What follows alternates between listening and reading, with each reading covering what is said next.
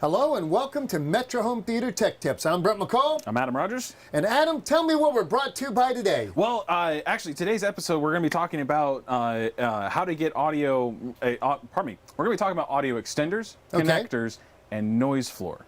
Ooh, so what is our sponsor today? So our today's sponsor is brought to you by the letter B. What is B for? Bravo. No, I don't Bravo. know. No, sorry. The letter B is brought to you by the CS-C5SA1 analog audio Balun, because this is a true Balun. We know that you and I have been very careful and very courteous to everyone that we talk to, that an HDMI, we'll use that word because concise. An HDMI extender is not a Balun. Correct. Now, what is a Balun? What does Balun actually mean? Balanced to unbalanced, back to balanced, or unbalanced to balanced to unbalanced. Right. So, because Balun, bow, B-A-N for balance, and un for unbalanced. So that way you're converting the difference between them. So this is a true Balun, or Balun, however you want to pronounce it. So that's what today's episode is brought to you by, and we're going to talk more about what it's capable of. One of the big things that this is capable of is taking an analog signal and transferring it over 1,000 meters, meaning we're able to go roughly 3,258 feet. 58 feet. You memorized that before I could. No, 3,280 feet. Oh, well, I knew there was an 8. There you go. So, but it's a really great piece, and we'll talk more about why it's able to go that far and how that actually works. Well, let's start as to why we would need to accomplish something like this, whether it's 50 feet, 20 feet, 10 feet, or 3,200 feet. Exactly. So one of the things that we run into now, last week's episode, which again, everybody, thank you for checking in on the live stream with us today. It's very, we're great. We're happy to see everybody here with us. As always, if you have any questions or comments about what we're talking about today, please put it in the chat. If you're watching this after the fact, after we've recorded it, if you have any questions or comments during that time, leave it down in the comments. We do monitor those comment sections, so if you put something in there, if you have some kind of tech question or whatever it is, we do go back and monitor that daily. So feel free to go in there and leave comments there, or if you want to go back through our catalog of videos and leave comments on those, we do go back and monitor those as well. And of course, don't forget to click the like button, yep, the subscribe button, yep, the little bell so you know when there's something new. Yep. Check us out on Twitter. I got it right that time. Yep, you did. Instagram and Facebook. Yes. Yeah. Like us on all those areas, share it out to everybody. We're still trying to get up to 1,000 subscribers on our channel. We are currently at like 857 subscribers, so we are definitely moving in the upwards direction. So everything's going very well. Maybe, yeah, I did get a haircut this time around. So going back to what we're talking about here, so what we're going to be talking about today is the extenders, of course. We're going to be talking about the connectors as well, and I think I've got a bag of RCA connectors down here. There they are. We're going to talk about the actual connectors themselves and like when to use those, how to use those, some different, ideas for tools and everything else that you should have. Before we get into the hardwares and the hows, let's talk about the whys. Sure. At what point do you really want, most commonly do we get calls to get audio extended from what and to what? So the biggest one is going from a smart TV back to a rack of some kind. And why would you want to do that? Well, in a lot of cases, you might have a distributed audio system back at the rack, and then you want to be able to share that audio that's playing on that throughout to different areas. Or, for instance, in the one that we were working on, we have in-ceiling speakers that are amplified by an amplifier at the rack. However, it's a smart TV, or we have something like an Xbox at the TV or a game console at the TV, and we have to get the audio from that game console back to the rack. And what are we avoiding using? As much as possible, we're avoiding using well, you tell me. What ARC. ARC, yes, that is 100% true. As great as ARC is in concept, it's definitely not implemented as well as we had all hoped that it would be. We have eARC. I'm crossing my fingers. I'm hoping that eARC, when it comes around, it's going to be great. And what will it do for us that ARC does not? So you tell me. Dolby Atmos. It will do Dolby Atmos. That's right. That is the only real gain. For 99.99% of the people out there. Right. Is the gain of eARC. Yeah. And eARC is not currently supported over any of the extender type devices for audio only. However, with the exception of eARC, you really are better off coming out of the back of a television on the optical port and converting over to some device like we have here, which will send it back as either analog or digital signal to your AVR or your distribution amp, because it's just gonna work. Right. So really great, really, it's kind of why we're doing it, right? That's the what and the why of what we're talking about for today. So really the next thing is how. Well, there's a couple of options. Now, typically when you look at an integrator, there's two types of cables going to be at the television, either coax or a category 5 or 6. Either one doesn't matter, not arguing over that. But it's coax and or category cable. On rare occasions, there's a speaker wire there, but that's quickly becoming non-existent. Yeah. And with the speaker wire, even with that, there are options, or 3-conductor. And we talked about that last week, but we do have a keystone insert. It's a stereo mini jack to a 3-port in the back that you can take a speaker wire or a 3-conductor and run analog audio or digital audio with an adapter back. The drawback is you are very much limited to distance. Yes. And you have to worry about injected noise. Well, and anytime you do that, the main reason for that, and we're going to talk about that here pretty quickly, is the fact that it's an unbalanced signal when you're sending that back. Yes, it is. And so because it's an unbalanced signal, as you're sending that path back, no matter what you do, even if you have the most shielded cable you can possibly create, at a certain point you're going to lose the voltage and the capability of the different interferences attacking that cable, or so to speak. Let's talk about what is balanced versus unbalanced in a data stream. Okay. Oh, in a data stream. In a data, in an audio stream. Sure. Okay. Which is whether it's analog or digital. Yep. What is balanced versus unbalanced? Okay. Where do we start? Well, give me the topology of it. Draw me a balanced cable. Draw me an unbalanced terminal. Okay. Balanced terminal, unbalanced terminal. Okay. So I'm actually going to go ahead. There you go. I'm actually going to go ahead and take out our. Oh, you took our balance scale away. I know. Yeah, we're unbalanced. Those the scales of audio. Now, careful. Don't fall over. Okay. You realize I'm old, right? Yeah, and feeble. I'm going to step back a little bit so we can maintain our social distancing. Okay, so what we have, of course, let's just very simply take like an RCA connection. Now, an RCA connection, we only have really just a positive and a negative. So what's it called? And so it's an unbalanced connection. Right, tip and ring. Tip and ring. So we've got, if we look at the end of an RCA, let's see how good my art skills are today. You've got your ring here, and then you've got your tip. And so your tip, of course, is normally your positive, and your ring is going to be your negative. So here's your positive, and there's your negative. Now, with a balanced signal, or what people in the industry would call an XLR, at that point, you have your positive, your negative, and then you also have your ground. Look at that. Oh, look at, wow. I did pretty good with that, awesome. Huh? Right? Now, so, what is the advantage of the lower balanced one over the upper unbalanced one? Well, the first thing it's going to do is that it's actually going to ensure that it, explain it, Brent. Actually, I should be asking you these questions, to be perfectly honest. Let's talk about noise floor. Okay. Because I'm going to walk in and push you out. Sure. Obviously, we are social distancing here because, once again, there have been worries. Yes. So when you're looking at audio transfer, your typical RCA cable, which I don't have one in front of me here. Go ahead. Which is just tip and ring. Is very convenient, it's easy to use, and up until recently they were typically a coax with center conductors soldered to the tip and the braid and the foil soldered to the ring. The advantage of that is it's simple, it's easy, and it's reasonably inexpensive. The drawback to it is the send and receive, the plus and minus, are not identical, and it doesn't separate the ground. So when you look at the back of a product with an RCA terminal on it, that round part, the ring, is sharing the same ground with the chassis. So anything else that's providing noise to that chassis, whether it's the 110, low voltage, serial, IP, HDMI, doesn't matter. That noise is all the way across it. That increases the background noise that you hear in the system. This is called the noise floor. The higher the noise floor, the louder you have to be to get over it. Which means at low passages, you're going to hear something frequently like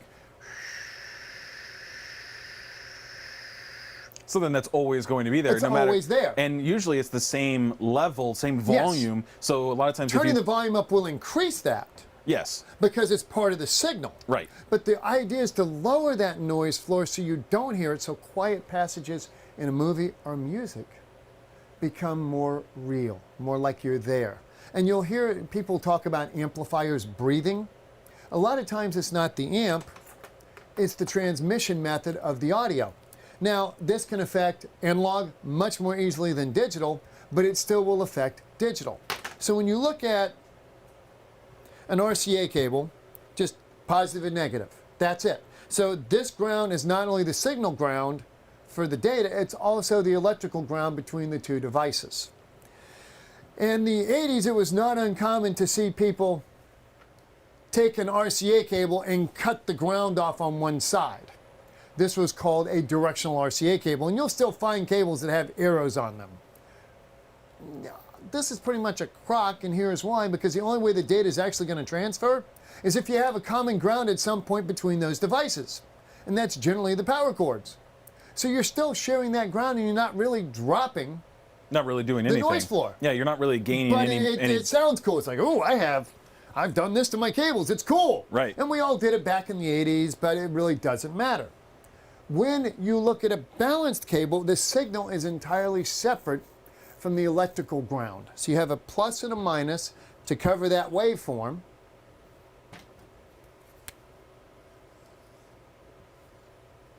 But you also have a separate electrical ground.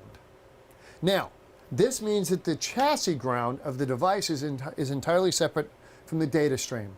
With this, you'll get a much lower background noise. That's why when you look at typical high-end audio gear or high-end video processors like Storm or Datasat or the high-end Anthems, they're going to have XLRs. And in some cases, they also have them for the digital signal for the same reason, the SPDIF, because it provides a much lower noise on the cable. So the equipment's quieter, so it's more realistic. Now, we have several ways to transfer data around. And Adam's going to start picking up the little black boxes. Yeah, and take a look at them. Actually, what's really neat is we've got gold boxes. Champagne. Oh, yes, champagne, right? Champagne. And then, of course, we've got the little black ones. Now, so like Brent was saying, when you have the need to go from one location to another, having that extra ground or the balanced signal makes a huge difference with that. And that's why we brought these pieces in. Now, the great thing about these pieces, like I was saying on the intro, is that they are able to transmit 3,280 feet on a Cat 5 cable. Not even a Cat 6, a Cat 5. Let me double check that. Pardon me, no, it is Cat 6. Nope, it's Cat 5. You can do Cat 5, 3,280 feet, or Cat 6 with probably even just a little bit longer. A little bit further because more copper. Exactly. So tighter twist ratio. If possible, if you are needing to go extremely long distances, or honestly, even if you're just needing to go short distances, and you're trying to get rid of a ground noise of some kind, or a hum of some kind, putting these in place makes a huge difference for that, because it gives, again, the chassis of the equipment itself a separate path for the electrical ground instead of a signal ground. Now I'm going to switch the overhead for a second. Yeah, go for it. Because when you look at this device, you're going to see a grounding lug there. Right. Now that grounding lug there is for a very specific purpose. I typically would only ground one side. Okay. You want to ground the transmit side. Okay. And it's the same thing with car audio. For years, when car audio guys would always take the ground back to the strongest point, which was the amplifier. Sure. Yep. When you're looking at grounding in a system, you don't want to have two grounding points, because that creates an antenna. Right. Again, that's the big advantage of doing a balanced system, is you remove the potential antenna from the system by doing it this way. It's actually doing that. Well, it's my drawings out of phase, right? but yeah. it's nulling it out. Just imagine that these they cross over evenly. Yeah. Yes. At those perfect points. So it's actually nulling out the noise. Mm-hmm. And you want to ground at one side, not both sides. Typically, you'll ground at the rack side if you're coming from a TV back. Right. because at a rack you should have your amplifier grounded, you should have your cable box grounded, should all ground to the rack. So, and we have that episode coming up. I was going to say that's actually going to be a really great episode. Not next. No, it is next week. Next week. Next week we're having an episode with our on-staff electrician, Rob. We're actually really looking forward to it because we're going to be talking about the importance of these grounding things. And actually, I'm going to put a call out to everybody who's watching this. Send us your questions. Send us your questions for one, but also, how important to you is grounding inside of your rack? Do you go from device to device to rack, or do you go just use the ground that's on the Do you ground the already rack powered to the outlet? Yeah. Do you ground from the rack to the outlet? These are things that we're going to talk about on next week's episode of the importance of these grounding solutions. Really, is what it comes down to. So, and Florida's a little bit odd on this. Yeah, because we're a phosphate state. Yeah. Compared to the rest of the U.S., where there's typically granite underneath and a ground. Yep. We are sitting on phosphate and silica. So we're basically just sitting on top of a an ground. insulator, Well, right? An insulator, yes. Yeah, exactly. Because when you pound into silica, all you're doing is pounding into glass. Exactly. So you've got to go 100 foot in Florida Right. to get a ground of value. And since nobody's willing to pay to do that, thank you, Siri. She said that was not nice. That's not nice. So I guess it's the pounding. Yeah. So when we are talking about getting the signal passed for long distances, and again getting the using that ground on the one side, it kind of becomes what is drain the correct term for that, or of some kind, or is it? Well, you want to do it redirects the noise that's on the grounding side of it away from the data. Gotcha. Whether it's analog or digital. And we do there are multiple options in the Metra Home Theater catalog for carrying audio back. Now, what he has in his hand is the digital audio extenders. Yes. So this, of course, is the CS-C5DE Delta Echo. This is the digital side of the same idea. Is we're taking a digital signal and transferring it not as far. We're not going nearly as far as the 1,000 meters, but Not we are balanced. going 300 meters. Now, again, because this is not 300 feet. 300 meters. Okay, that's 1,000 feet. Yeah, so we're going, 990 feet. 1,000 feet. So with this here, you still can go very long distances More than with you'll it. ever need to do residentially. Exactly, but the difference is, of course, that this is designed for a digital signal rather than an analog signal. Now, why would you transmit an analog signal? Here, we'll go ahead and show that off if you'll hit that button. Why would you transmit an analog signal versus a digital signal? Well, it depends on your source device. Let's say, for example, you have a CD player. You really don't want to, using an inexpensive digital, a D to A, or an A to D in that case. Sure. You're not going to get the quality level that you do out of the analog outputs of a CD player or a high-end disc player. Right. Regardless of what kind it is. Right. So you want to stay in as close to the original audio format as possible. And particularly coming out of a high-end source, analog source, even a tuner, that's a much better choice than this is. Right. However, if all you have is a piece of coax, not a category cable, but a piece of coax, those are the better choice, because what you can do is if you have a device that has an analog out and you only have a coax, you can take a to D converter that we sell, An analog which will to take digital. an analog input and convert it to a digital coax, run it into that, and then send it down the pipe on category cable. Close. So you're actually thinking of another device that we're talking about using, because this has to use a category wire to transmit. So you would use, in that case, let's say I had a coax cable, and that was the only connection I had from where the TV was back to the rack. We use the A to D and the D to D. To take it from analog to digital. And then digital optical out. Into digital coax out, and then back to whatever your receiving device is, typically the digital coax input of a receiver on an AVR or a matrix. As some of the matrices, I think Control 4 has digital input on it. Yeah, their Triad series actually has that as well, and I'm sure many others do as well. So Which definitely makes check it very those out. convenient. Yes, it does. Now, of course, then at that point, on the other end, if you had to then go into an analog connection instead, you would just do a D to A on the other side. So again, thinking of all these when you're laying out your system design, especially if you're coming in to a retrofit job, it's very important to understand, one, the cabling that you have with anything. If you're doing with audio, if you're dealing with video, if you're dealing with network connections, whatever it may be, surveillance, it's very, very, very important to know what cabling you have in place. Just know that luckily, just about any kind of cabling you have in place, there is a solution for that. And if you have any questions, call us. Yeah. We have extenders that have ARC built into them, and they work wonderfully, assuming. Yep. It's not the extender's issue, it's just ARC. Yeah.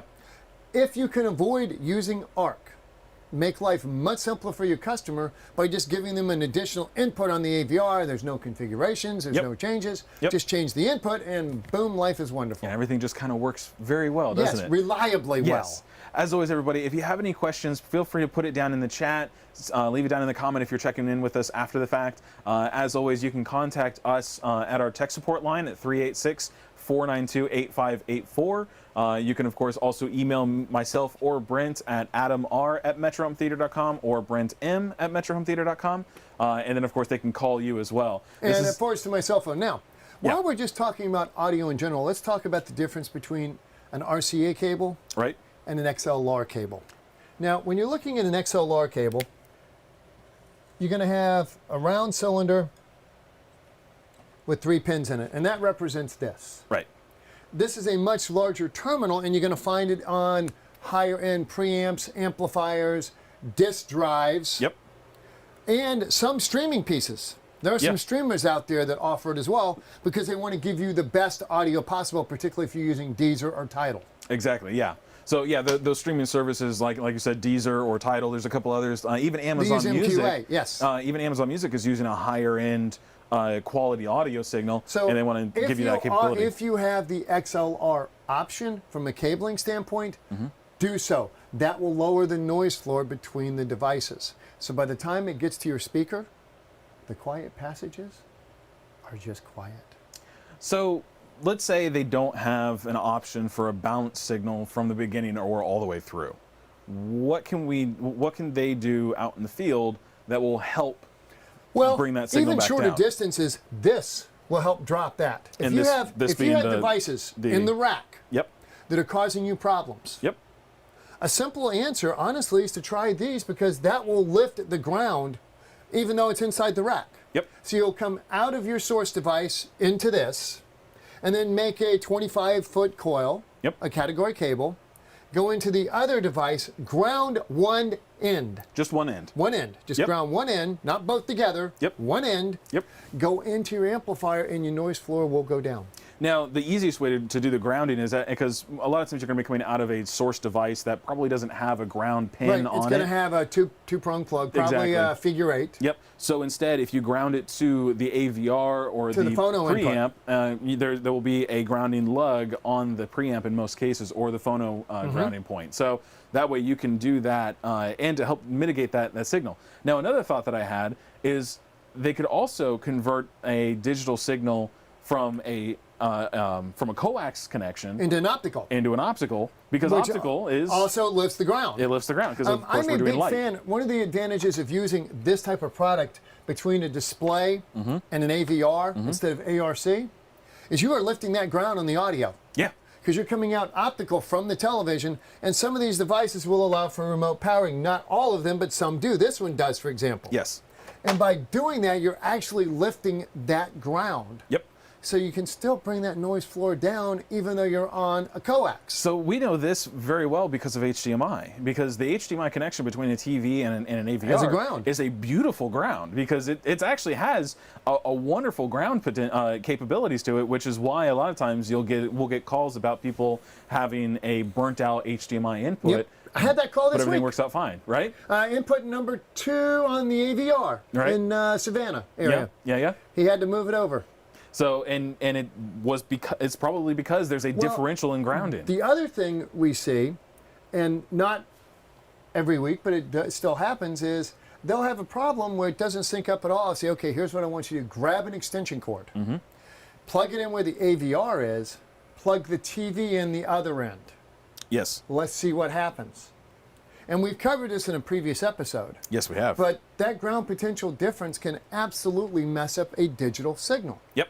Well, and it's going to add in the noise even more which so can just on walk right over the data. analog. Exactly. So when you're using an analog connection, you'll be able to hear that in a lot of cases, in most cases actually. In the days of component or S-video or composite, you would see it as herringbones. Right. Yeah, exactly. You don't see those things in digital. You just don't see, or you get weirdness, and how do you know what weird it is? Exactly. Because HDMI weird is just HDMI weird. Weird. Only it's, now we kind of have a better idea of what it actually is doing at that point. So Brent, I want to go ahead and jump over and talk about connectors. Okay. And the importance of when you have to create your own connections. So again, we talk about this a lot, and we're starting to sound like broken records on this, but the truth is that if you don't have a good connection, you don't have a good signal. Termination, termination, termination. So what I want to talk about, and we've already hit up the discussion about the Cat5 and Cat6 connections and the importance of having everything straight across, nice and level, 8 shiny copper dots, all that kind of good stuff. But I want to talk about coax. So here's what we run into with the coax connection. I'm actually going to go ahead I'm going to step and back a little bit so that we are back over here. Not So undistancing. yeah, so I'm going to do a little bit of art here again real quick. So what we have is, of course, we have a coax cable coming in. Now, we go to use our stripper tool and we strip it back to a certain point, and what we're left with on the inside is either, depending on what kind of cable it is, we either have a shield at that point, or we have a braid, Or both. depending on what you have going on, which that was, again, another episode that we discussed. So after this one, you can go back and check that out. And then at that point, of course, you are left with, at the top, what do they call that? A stinger? The stinger. So now, the importance of when you go to crimp your either RCA connection or F connector or whatever it may be, of making sure that the connection here, and specifically at this stripping point here, when you go to strip this back, and most of the time you're going to use one of the tools where you actually put it on there, then you wrap it around it a couple times, and then you pull it off. What will happen is that if that tool is dull, it will pull on this braid, or it'll pull on whatever shielding you have there with it, and will cause those to actually touch the stinger at that point. And all it takes is one. It just takes one. And in fact, what you will wind up having at that point is when you go to do your termination, you may not realize what's happened. And so it's important to go back, and as you're as you are stripping this back, I like to actually take my fingers and flare that out and away from it, so that all that I am left with is just the white of the, what's the term for that piece? The dielectric. The dielectric, thank you. I'm left with just the dielectric at that point. Now, on that note, and this happens a lot, you'll get one strand that may not touch the center conductor, so you never see a short with the meter. Right. But it will lay over the dielectric close enough that under load, it can arc. Exactly, and it may be so close to it. It may be like right there next to it. The meter never shows it. Yep, but the when it's load actually does. using it, exactly. So the important part of this is making sure that all of the braiding, all of the jacket, and everything else, when you are stripping this back and getting it ready to be crimped, make sure you have that all kind of pulled back like so, and that you don't have anything touching that spike, or that, pardon me, that stinger. So then, of course, when you go to actually put your termination on there, make sure, of course, you're using the correct tool for it. Of course, if you use our terminations with our tools, you're going to have a good time with that, and everything will work out very well. Now, also, if you're doing BNCs and you're doing video surveillance, or using BNCs for SPDIF, because they still exist. Yep. Make sure they are 75 ohm BNCs. Yes. There are 50 ohms that are the exact same size, shape, and weight. Yep. But it ain't the same bat channel. And if I understand correctly, we only sell 75 ohm. We only sell 75 ohm. However, if you go to the typical security supply places or electrical supply places, they still have 50 ohms, Right. and they're visually identical. Yes. Electrically, not. Yeah. So definitely check those out. Make sure that you've got the correct termination for that. And again, if you have one of those strands laying over and it's either very close to touching or touching the stinger, what's going to wind up happening, especially if you're using it for an analog signal, you may get sound. It may work just fine. Volume goes up. Until the volume goes up, and then all of a sudden you're getting the weird hissing noise or crackles or squeals or whatever else is happening to it. or nothing, because at that point you are grounding out, you're shorting out that connection. So that's it's 100,000 ohm load. So very, it takes very little to exactly, yeah. So it's very important to make sure that you have everything clean when you're doing those terminations. These are just, again, these are tech tips. These are things that everyone should be looking for as they're doing the terminations. And please always break the meter out. Yeah. Keep a volt ohm meter in your truck. Yep. Some of them actually have some pretty cool connections. You can actually get ones that have like the female end of a BNC, or of course the female end of an RCA, so you can actually check those. A reminder, we do have our truck episode coming up. Yes, we do. What tools? Yep. As a reminder, please send us what you keep in your truck. We've got some really great submissions for that as well. So if anybody else has any submissions, in addition to what's already been sent in, please send those in to us. And better yet, send us email. photos of how you arrange your truck. Yeah, that would be great. Yeah, We do have this beautiful TV here. We can show some excellent photos. In fact, why don't we have a best truck photo competition? Maybe the winner could win something, right? Yeah. Yeah. Okay, we'll do that. Send in your photos of and your a brief trucks description. And a brief description of the layout, how you have everything laid out. And are we going to go, best organized versus least organized? Or are we going to do? Well, if do we you want to have go everything least you organized, need? we can just go look in my garage. Pretty much, yeah. So we're not doing that. Okay, so it's do you have everything you need? And is it we're is it gonna within do a the reasonable best equipped. best equipped? Best equipped. Best equipped. So even if as long as you can find it. Even if it looks like my truck looked when I was out in the field, which was pretty bad. No. No. Send in your information for that. So let's see. Oh, great. Okay, the experts is saying make sure the dielectric is all the way bottomed out in the F connector, Yep. or you'll get signal loss to be as flush. well. Yes. So, and by the way, yes, for those of you near yes. airports, yes. A, it can induce noise, and B, it can release noise. And there are people that work for the airports that drive around with meters Yep. looking for loss. Yeah.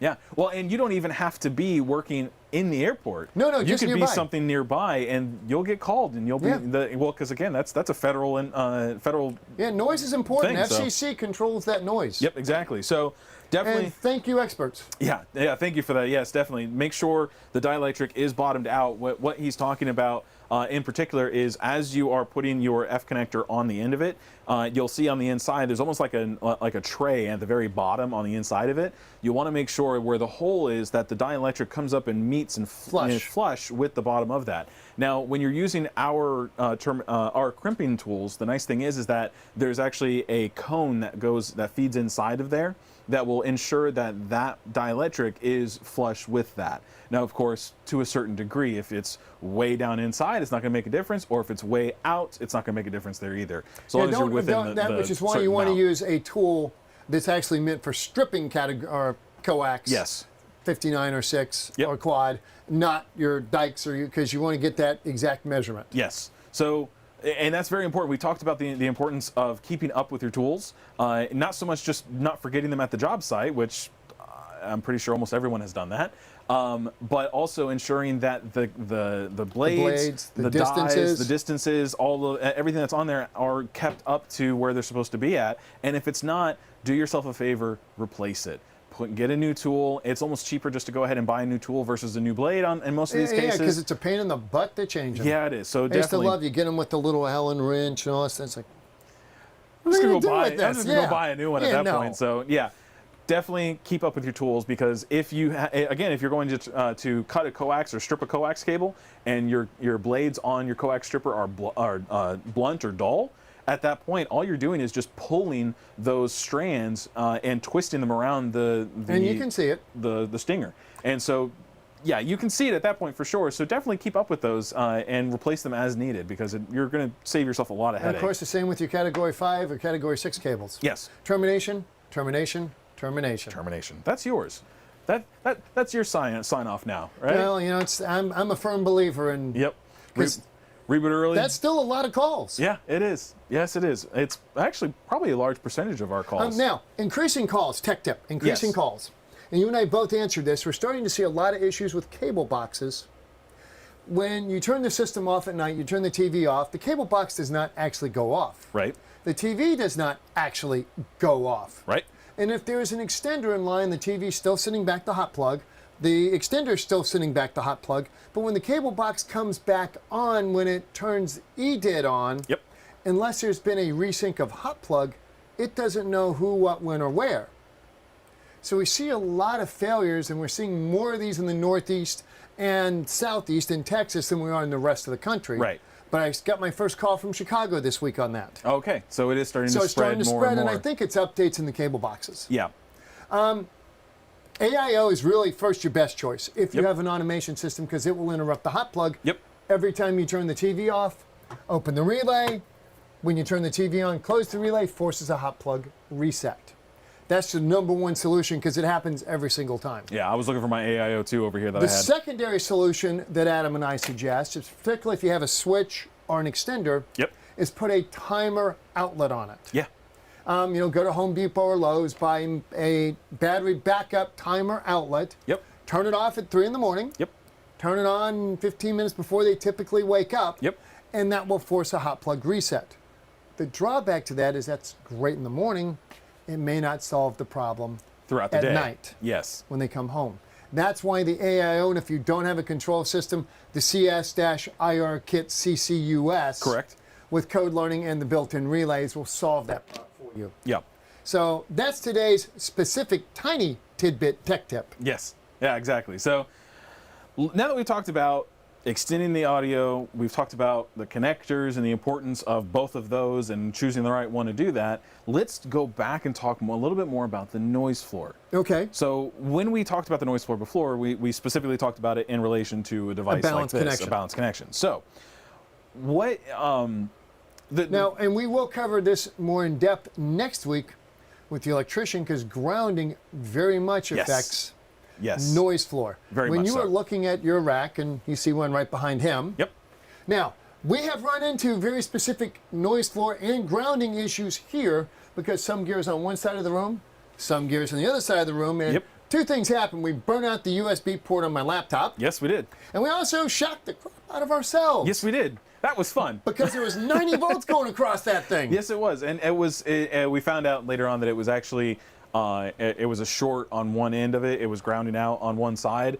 At the 110. And so at the 110, yeah. So it was that was quite the interesting thing. But it happens to us, and we have electricians, and we are professionals. yes, So when you're out there, well, and I'm a professional. so when you're out there doing your racks, you notice I slid right through that. Yep. Make sure that you do take care of proper grounding. If you have a 3-pronged product, don't cut the grounding plug off unless you're in Florida, because Florida has no ground. Yeah. It's a problem here. But if you anything north of Jacksonville Yep. and west of the Atlantic Ocean, Yep. except for Florida, you've got a ground. Yep. We just don't. Yeah. Do not remove that plug. Yeah. It is there for a reason. Use it. Tie your gear together. Yep. If you're having noise problems, optical is a great choice. Yep. But call us. Adam and I both have a lot of experience dealing with these things, and we are here to help you. Yeah. Our hours are mine, Yeah. 8 to 10, Yep. and the number follows me. Now, if I'm in the Miata, you're going to get a lot of the noise floor is going to be high. Yeah, noise floor is going to be high, noise but floor is that's a gonna be different high. kind of noise floor, isn't it? Actually, it isn't, No? because it pretty much sounds the same. Okay, well, see, there you go. Shh. Yep, just like that. It's like that. Any other things going on here today, Adam? Well, for the most part, that's basically it. We really kind of wanted to talk about getting audio signal from one place to another. And last week we talked about how to convert that signal, and this week we're talking about how to get it from one place to the distance. So, one final thing that I did want to talk about, especially when it comes to converting, is that the CSC5DE, the digital extender over category wire, it will actually it itself is a D to D, a digital to digital converter. So if you go in one side as coax or toslink, you can go out either one on the other side. So you Actually, you doesn't can have use to do both that as well. on the other side. Yes, you can. Yeah, they are both They active. are both live simultaneously, so if you need to split it Yes. to multiple devices, say an AVR and a distribution system, Yep. you can do that. Yep, exactly. So that way you don't have to worry about having your AVR hooked up to your distribution system. It can just be its own dedicated system. Which makes it a little bit easier for house-wide. Yep, house-wide, programming, everything else. And so. we're starting to see smart apps and TVs being used as music sources. Yeah. So as always, everyone, thank you for checking in with us today with our episode. As we talked about audio, how to convert it, how to extend it, how to get it where you needed it. Next week, what we will be talking about, of course, is with Rob, the electrician. He will be here, and I believe it's going to be you and Rob on that episode. Due to social distancing requirements, there's not enough room for all three of us. Exactly. So, which is kind of sad because I was, before everything happened. I was really looking forward to that because Adam and I, as I'm sure you've noticed, we have different takes on installation techniques. Yes, we do. Yeah. And I find it tremendously. And by the way, for those of you who don't know, and why I wasn't here last week. Right. Spinning in Control 4 training. Yep. It completely blew my mind. Yep. It was mush. Yep. So I'm trying to become a articulate young man. I myself, as the professional, am willing to step aside and allow another professional to come in and take my place for next week's episode. You mean the two old guys? Yeah, sure. And so next week you guys can check out and bring your questions, bring your power questions, bring your grounding questions.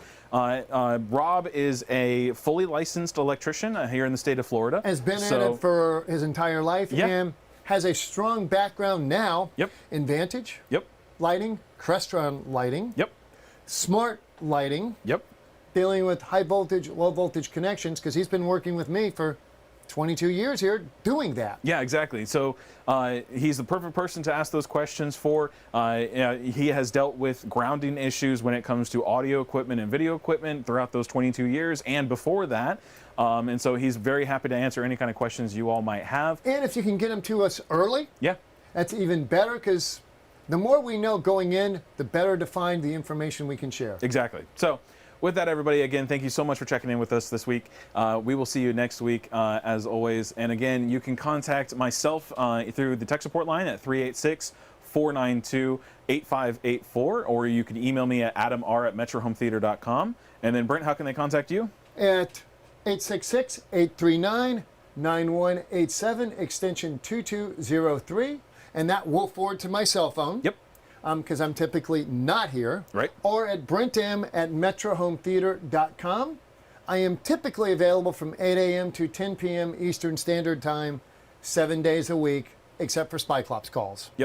Adam is definitely, and Lewis and Stewart are definitely the connections on that. Sure. My new catchphrase is termination, termination, termination. Reboot early, reboot often. And come on. I forgot it. Leave enough wire out of your jacks to properly terminate. That's what it is. Don't cut it too short. All right, everybody. I'm Brent. I'm Adam. Have a great day. We'll see y'all next time. No hot glue on IRs. Nuh-uh. Hot glue's okay, as long as you just don't melt anything, right? We'll see y'all next time.